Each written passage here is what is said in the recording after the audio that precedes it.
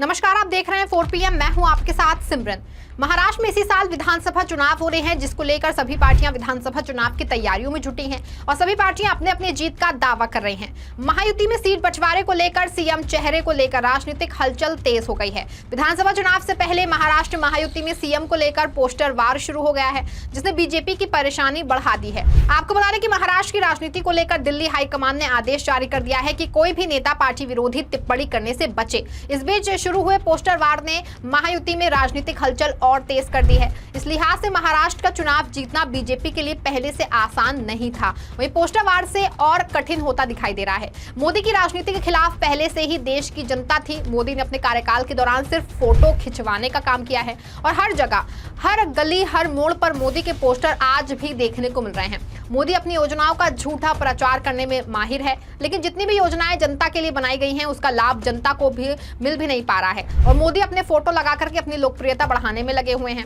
आपको बता दें कि वहीं विपक्ष की एकजुटता ने मोदी की लोकप्रियता को खत्म कर दिया है और जनता ने मोदी को पूरी तरह से नकार दिया है, जिससे कि लोकसभा चुनाव ने 303 से 240 पर लाकर खड़ा कर दिया। जिसके बाद से मोदी के बयान में कुछ कमी आई है और सोशल मीडिया पर छाए रहने वाले मोदी अब पहले जितने छाए नहीं रह गए हैं, जो लोकसभा चुनाव में मिली बड़ी हार का नतीजा है। वहीं महाराष्ट्र विधानसभा चुनाव से पहले उठी बगावत की चिंगारी महायुति के लिए हार का बड़ा संकेत है, क्योंकि हाल ही में नीतीश राणे ने मुसलमानों को लेकर बड़ा बयान दिया था और हिंदुओं से अपील करते हुए कहा था कि आप लोग कोई भी सामान मुसलमानों की दुकान से ना खरीदें, जिसका बड़ा असर मुसलमानों पर पड़ा है और मुसलमान वोटर मोदी और बीजेपी से दूर हो गए हैं, जिससे सियासत जोरों पर है और बीजेपी की बड़ी हार तय है। इस बीच बीजेपी की मुसीबत और बढ़ चुकी है और महाराष्ट्र में इस साल नवंबर-दिसंबर के बीच में विधानसभा चुनाव हो सकते हैं।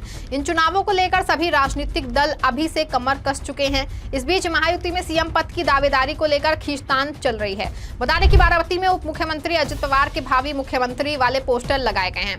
अखिल भारतीय तनुलवाड़ी वेस्ट सार्वजनिक गणेश मंडल पांडाल में अजित पवार ने भावी मुख्यमंत्री वाले पोस्टर लगाए गए। ये कोई पहला मौका नहीं है अब जब अजित पवार के भावी मुख्यमंत्री वाले पोस्टर लगाए गए हैं। इससे पहले भी उनके समर्थकों और कार्यकर्ताओं द्वारा इस प्रकार की पोस्टर लगाए जा चुके हैं।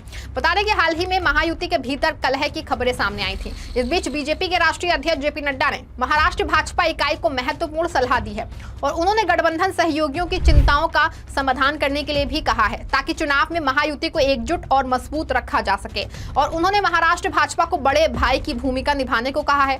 आपको बता दें कि महाराष्ट्र के उप मुख्यमंत्री और वरिष्ठ नेता देवेंद्र फडणवीस के सागर निवास पर बीजेपी के वरिष्ठ नेताओं की बैठक हुई। इस मीटिंग में महाराष्ट्र बीजेपी की कोर कमेटी और अन्य नेता शामिल हुए। बैठक में बीजेपी के राष्ट्रीय अध्यक्ष जेपी नड्डा ने विधानसभा चुनाव की समीक्षा की। जानकारी के मुताबिक महाराष्ट्र विधानसभा चुनाव से पहले इस अहम बैठक के दौरान महायुति के नेताओं के साथ मिलकर चुनाव लड़ने की अपील की। वहीं पिछले दिनों से शिंदे और अजित पवार के रुख बदले नजर आ रहे हैं। लाडली बहन योजना पर अजित पवार और एकनाथ शिंदे अलग अलग कैंपेनिंग करते हुए नजर आए। इन दोनों के विवाद में बीजेपी को मध्यस्थता करनी पड़ी है। वहीं पिछले कुछ दिन पहले कैबिनेट मीटिंग में इसी को लेकर अजित पवार और शिवसेना नेता के बीच नाराजगी की खबर सामने आई है। इसलिए जेपी नड्डा ने कहा कि बीजेपी नेता बड़े भाई की भूमिका निभाएं और दोनों पार्टियों का ख्याल रखें। इसके अलावा जेपी नड्डा ने बीजेपी नेताओं चुनाव को दौरान बगावत होने की आशंका जताते हुए चौकन्ना रहने को कहा है। जेपी नड्डा के साथ केंद्रीय मंत्री और बीजेपी के महाराष्ट्र प्रभारी भूपेंद्र यादव, केंद्रीय मंत्री पीयूष गोयल, पार्टी की प्रदेश इकाई के प्रमुख चंद्रशेखर बावनकुले, मुंबई इकाई के अध्यक्ष आशीष शेलार, पूर्व केंद्रीय मंत्री राव साहेब दानवे और विधान पार्षद प्रवीण दरेकर फडणवीस के आवास पर मौजूद रहे। वे पिछले हफ्ते केंद्रीय गृह मंत्री और भाजपा के वरिष्ठ नेता अमित शाह ने मुंबई का दौरा किया और शिंदे, फडणवीस और उप मुख्यमंत्री अजित पवार के साथ बैठक की थी। महाराष्ट्र में विधानसभा चुनाव नवंबर में होने की संभावना है। बीजेपी, शिंदे के नेतृत्व वाली शिवसेना और अजित पवार की राष्ट्रवादी कांग्रेस पार्टी राज्य में सत्तारूढ़ गठबंधन महायुति का हिस्सा है। आपको बता दें कि चुनाव से पहले महायुति में जारी अंतर्कलह बीजेपी को ले डूबेगी और हरियाणा, जम्मू के बाद महाराष्ट्र और झारखंड के चुनाव में मोदी को मुंह की खानी पड़ेगी, जिसको देखते हुए पार्टी हाईकमान अंतर्कलह को शांत करने की कोशिश में जुटा हुआ है। वहीं महाराष्ट्र में फिर से सीएम को लेकर पोस्टर लगाए गए हैं, जिससे बीजेपी और मोदी की परेशानी और बढ़ गई है। आपको बता दें कि बीजेपी के राष्ट्रीय अध्यक्ष जेपी नड्डा शनिवार को मुंबई आए थे। यहाँ पर उन्होंने लाल बागचा राजा गणेश के दर्शन किए। इसके बाद उन्होंने मुख्यमंत्री एकनाथ शिंदे के वर्षा स्थित आवास और बाद में मालाबार हिल्स में उप मुख्यमंत्री देवेंद्र फडणवीस के सागर स्थित आवास पर गणपति उत्सव में पूजा अर्चना की थी। वहीं उप मुख्यमंत्री देवेंद्र फडणवीस के आवास पर जेपी नड्डा ने राज्य भाजपा कोर कमेटी के सदस्यों के साथ बात की थी। इस दौरान उन्होंने चुनावों की चुनौतियों और तैयारियों के बारे में जानकारी ली थी। इस दौरान उन्होंने महायुति को मजबूत करने के लिए एक टीम के रूप में काम करने की अपील की थी, लेकिन नड्डा के समझाने के बाद भी महायुति में कोई सुधार होता दिखाई नहीं दे रहा है और कलह जारी है।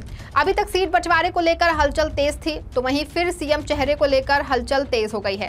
महाराष्ट्र में मुसलमान और ओबीसी मराठा वोटरों ने बीजेपी से पहले ही दूरी बना ली है, जिससे महाराष्ट्र में लोकसभा चुनाव के बाद विधानसभा चुनाव हाथ से निकलता जा रहा है। बता दें कि सीएम शिंदे ने मोदी की राह पर चलते हुए रेवड़ी बांटने का काम करते हुए महिलाओं को साधने की कोशिश में जुटे हैं और महाराष्ट्र विधानसभा चुनाव से पहले राज्य के मुख्यमंत्री एकनाथ शिंदे ने धाराशिव सभा से शनिवार को ऐलान किया कि महायुति की सरकार बनने के बाद लाडली बहना योजना की राशि बढ़ाकर 2 गुना कर देंगे। फिलहाल इस योजना के तहत राज्य की महिलाओं को हर माह 1500 रुपए मिल रहे हैं और वहीं ये राशि बढ़ाकर 3000 रुपए कर दी जाएगी। और उन्होंने विपक्षी पार्टियों पर हमला बोलते हुए कहा कि वे लोग उन लोगों की आलोचना कर रहे हैं और कह रहे हैं कि राज्य सरकार खाली खजाना बताकर महिलाओं को राशि देने वाली योजना बंद कर देंगे, लेकिन विपक्ष को ये नहीं भूलना चाहिए कि ये खजाना भी जनता का ही है। मुख्यमंत्री एकनाथ शिंदे ने दावा किया कि वो लाडली बहना योजना लेकर आए हैं। ये एकनाथ शिंदे हैं जो अपनी बहन का समर्थन करते हैं। इस योजना को कोई नहीं रोक सकता है। उन्होंने कहा कि जो सोने का चम्मच लेकर घूमते हैं उन्हें 1500 की कीमत पता नहीं। मैंने देखा है कि मेरी माँ कैसे पूरे मन से घर चलाती हैं। मुख्यमंत्री एकनाथ शिंदे ने कहा कि इसीलिए जब मेरे पास फॉर्मूला आया तो मैंने अपने 2 सहयोगियों से कहा कि हम इस योजना को शुरू करेंगे और उन्होंने कहा कि हमने सभी योजनाओं के लिए धन उपलब्ध कराया है। एक बार जब तीर कमान से छूट जाता है तो वो छूट जाता है। ये योजना बिल्कुल बंद नहीं होगी। हम बहनों को 1500 पर नहीं रोकेंगे, बल्कि उनको करोड़पति बहनें बनाएंगे। सीएम ने कहा कि महिलाएं सशक्त हैं तो देश सशक्त है। महिलाओं का विकास ही देश का विकास है। वहीं उन्होंने दावा किया कि बालक भाऊ योजना देश में केवल महाराष्ट्र राज्य में है। इस योजना के माध्यम से 1.5 लाख भाइयों का पंजीकरण हो चुका है। इस समय युवा कार्य प्रशिक्षण योजना प्रारंभ की गई है। महिलाओं को एसटी यात्रा का टिकट आधा कर दिया गया है। हमारे घाटे में रहने वाली एसटी फायदे में रही और उन्होंने कहा कि कई लोगों ने हमें बताया कि टिकट आधा होने पर एसटी को पैसे का नुकसान होगा, लेकिन बहन का आशीर्वाद मिला और एसटी को फायदा हुआ। विरोधियों ने कहा कि योजना के लिए पैसा कहां से आएगा। एक फिल्म का डायलॉग है कि एक बार जो मैंने कमिटमेंट कर दी तो उसके बाद तो मैं अपने आप की भी नहीं सुनता। महायुति सरकार के डायलॉग जैसा है। एकनाथ शिंदे ने कहा कि हमने अपनी बात रखी है और निभाते रहेंगे। उन्होंने कहा कि 2019 से 2022 तक 2.5 साल तक शिव सैनिकों को अपना मुंह बंद रखना पड़ा। बाला साहेब के विचार की सरकार लाई गई और सरकार को उखाड़ फेंका गया। इसके बाद राज्य में बंद पड़ी सभी विकास परियोजनाएं शुरू की गई। पहले हमारा राज्य नंबर 3 पर चला था, लेकिन अब फिर से मुझे गर्व है कि हम इसे नंबर 1 पर ले आए हैं। सरकार में हर कोई जाता है, लेकिन हम उसके खिलाफ गए हैं और बाला साहेब ठाकरे और आनंद दीघे के विचार की सरकार लाए हैं। इस बीच महाराष्ट्र के एक बड़े नेता एकनाथ खड़से ने बड़ा बयान किया है, बड़ा खुलासा किया है कि देवेंद्र फडणवीस ने उन्हें राज्यपाल पद का ऑफर दिया था।